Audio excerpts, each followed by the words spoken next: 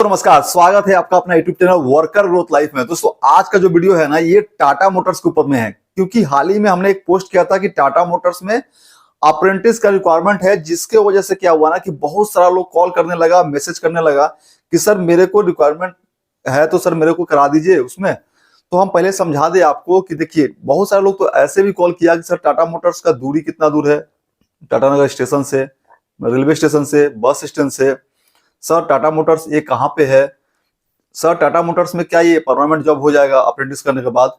तो सारा चीज बताया जाएगा कि अगर आप डिप्लोमा किए हैं या बीटेक किए हैं या आप 12th पास है या ग्रेजुएशन है या 10th पास है, तो आपको कुछ जानकारी रखना बहुत जरूरी है।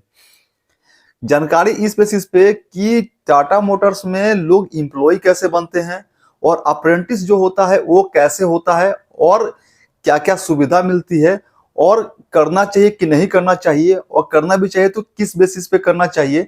तो सारा डिटेल्स में आज बताया जाएगा इस वीडियो में, और 5 से 6 मिनट के वीडियो में आपको ऐसा जानकारी हम देंगे कि हमेशा आप सतर्क रहिएगा और सावधान रहिएगा, और जानकारी भी आपको एकदम साफ सुथरा जानकारी मिलेगा। तो जब जो भी आदमी अगर मेरे चैनल से जुड़ा हुआ है और उसको लगता है कि नहीं, यहाँ पे जो जानकारी मिलता है कि आपको सही बात बताया जाता है, तो मेरा चैनल को शेयर करते रहिए उन दोस्तों के पास में जो जमशेदपुर के प्राइवेट सेक्टर में जॉब करना चाहते हैं।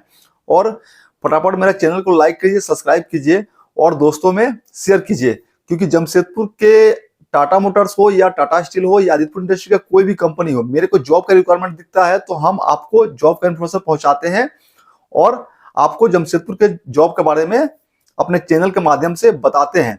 तो जो टाटा मोटर्स का अप्रेंटिसशिप है ना, ये एक संस्था है जो कराती है, ये असेंबली लाइन के लिए है। क्या होता है ना कि ट्रेड के अनुसार अगर आपको अप्रेंटिस मिलता है टाटा मोटर्स में, तो वो कुछ हद तक ठीक है। सपोज कि हमने इलेक्ट्रिशियन से डिप्लोमा किया हुआ है, चाहे आईटीआई से फिटर से हम आईटीआई किए हुए हैं और उसी ट्रेड में मिल रहा है, तो आपके लिए बेटर है, कोई दिक्कत नहीं है। लेकिन क्या होता है ना कि टाटा मोटर्स में नेप्स ट्रेनिंग, पहले नीम ट्रेनिंग था, अभी नेप्स ट्रेनिंग हो गया है। जब बहुत से लोग हैं जो अप्रेंटिस करवाते हैं, जो आपका लाइन में देता है, मतलब असेंबली लाइन में देता है, और दिन मतलब बता दें आपको 8 घंटा अगर ड्यूटी है तो 8 घंटा आपको काम करना पड़ेगा। कैंटीन मिलता है, कुछ में बस दिया जाता है, नेप्स वाले लोगों को तो बस 100% मिलता है। लेकिन सीखने के लिए ना कुछ नहीं मिलता है।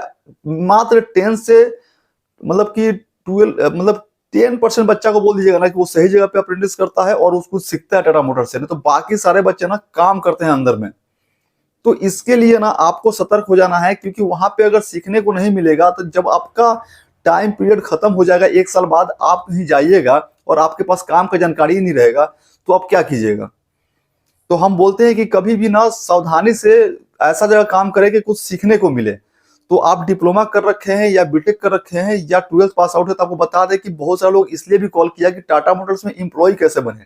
तो आप एक चीज समझ लीजिए कि प्रोडक्शन मैनेजर, आपका इंचार्ज, सुपरवाइजर लेवल में भी कभी कभी क्या होता है ना कि कंपनी आपको रिक्वायरमेंट निकालती है, लेकिन बहुत कम रिक्वायरमेंट निकालती है। वो भी आपका टाटा मोटर्स के career.com से निकलता है, और वो आपको मतलब कि 1 या 2 दिखेगा, और नहीं तो बाकी लड़का लोग को जो कैंपस करके लाती है ना, उन लोगों को ट्रेनिंग देके और अपना अंदर में एम्प्लॉय बनाती है।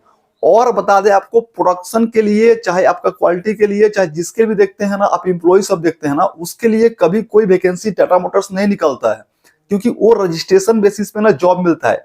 बोला जाता है वो खानदानी जॉब है। सपोज डेट कि मेरे फादर अगर टाटा मोटर्स में एम्प्लॉय थे, तो उनको एक रजिस्ट्रेशन कोड मिला हुआ है। जब वो रिटायर करेंगे तो मेरे नाम से वो रजिस्ट्रेशन कोड मिल जाएगा, और जब मेरा नंबर आएगा रजिस्ट्रेशन का, क्या होता है कि पीढ़ी दर पीढ़ी चलते रहता है। जैसे जो रिटायर करता है ना, उसके रजिस्ट्रेशन पीछे लगते रहता है कि हाँ, इनका बच्चा का नंबर इतने दिन बाद आएगा। इसीलिए आप लोग अक्सर सुनते होंगे ना कि जब भी बोनस का टाइम आता है या आपका ये मार्च के इंक्रीमेंट का टाइम आता है, तो उस कुछ लोगों को परमानेंट किया जाता है। बताया जाता है कि 18% बोनस मिला और 200 आदमी को परमानेंट किया गया। तो उससे पहले क्या होता है ना कि उनके जो सन एम्प्लॉय बोला जाता है उनको, तो वो टीएमएसटी में या 22 में काम करते रहते हैं और अपने नंबर आने का ना वेट करते रहते हैं। उन्हीं लोगों का मतलब ना आगे जाके वो लोग एम्प्लॉय बनता है। फिर जब एम्प्लॉय बनेंगे तो उनका जब बच्चा होगा तो उनके नाम से रजिस्ट्रेशन ट्रांसफर हो जाएगा। इसी के वजह से ना टाटा मोटर्स में आपका जो भी एम्प्लॉय वर्कर एम्प्लॉय हैं, उनका रिक्वायरमेंट कभी नहीं निकलता है और ना ही कोई ज्वाइनिंग कराता है। लोग बोलने के लिए बोलता है कि टाटा मोटर्स में ज्वाइनिंग करा देंगे, तो आपके साथ वो गलत बात कर रहा है, क्योंकि टाटा मोटर्स में वर्कर एम्प्लॉय का रिक्वायरमेंट कभी नहीं आता है और ना ही कोई ज्वाइन करा सकता है, क्योंकि वो रजिस्ट्रेशन आपका पीढ़ी दर पीढ़ी सॉन एम्प्लॉय में चल रहा है। और यहां तक कि अगर उनका बेटा नहीं है तो बेटी करती है। और आपको एक चीज बता दें कि अगर सपोज कि तब उसका बेटा मैनेजर कैसे बनेगा, तो उसमें क्या होता है ना कि आप अगर अच्छा क्वालिफिकेशन का बेटा है और अच्छा पढ़ाई लिखाई कर लिया है और फादर रिटायर होते हैं और जब वो परमानेंट होता है तो वो अपना क्वालिफिकेशन के अनुसार वो प्रमोशन ले सकता है, सुपरवाइजर बन सकता है, शिफ्ट इंचार्ज बन सकता है, आपका मैनेजर बन सकता है, सीनियर मैनेजर बन सकता है। लेकिन जब उसका भी जब बच्चा होगा ना, तो फिर उसका जब रजिस्ट्रेशन कोड लगेगा ना, तो उसको वहीं से शुरुआत करना पड़ेगा बाई6 से, जहां से वो उसका फादर करके आपका प्रमोशन लिए हैं।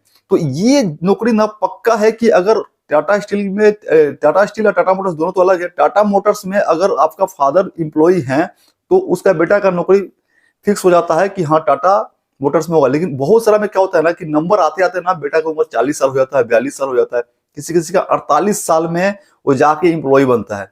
और तब तक वो बाई6 में काम करता है और ना ही उसको मेडिकल मिलती है, ना कुछ सुविधा मिलती है परिवार को, और चैलेंजेस रहता है। तो जब उसका परिवार को ही ये सब चीज नहीं मिलता है तो आप किस चक्कर में पड़े हुए हैं कि आपका कोई परमानेंट काम या परमानेंट आपका नौकरी टाटा मोटर्स में हो सकता है। टाटा मोटर्स में परमानेंट एम्प्लॉई जो वर्कर एम्प्लॉई है उनका जॉब नहीं होता है। तो प्लीज आप लोग सावधान हो जाइए, कोई आपको बताता है तो गलत बताता है। और कभी भी कुछ सीखने वाला जगह में अप्रेंटिस कीजिए, ना कि आप असेंबली लाइन में है चाहे कहीं पर भी है तो थोड़ा चैलेंजेस होता है। काम तो आप कहीं भी कर लीजिएगा, लेकिन अगर कुछ सीखने को नहीं मिलता है सही टाइम में ना, तो बाद में जाके बहुत दिक्कत होता है सर्विस के लिए। तो ये था टाटा मोटर्स का इन्फॉर्मेशन। आपको अच्छा लगे तो वीडियो को लाइक कीजिए और दोस्तों में शेयर कीजिए। बहुत सारे लोग ऐसा हैं जो बोलते हैं कि हम टाटा मोटर्स में ज्वाइनिंग करा देंगे और एम्प्लॉय बना देंगे, तो उनसे सावधान रहिए, सतर्क रहिए। Thank you.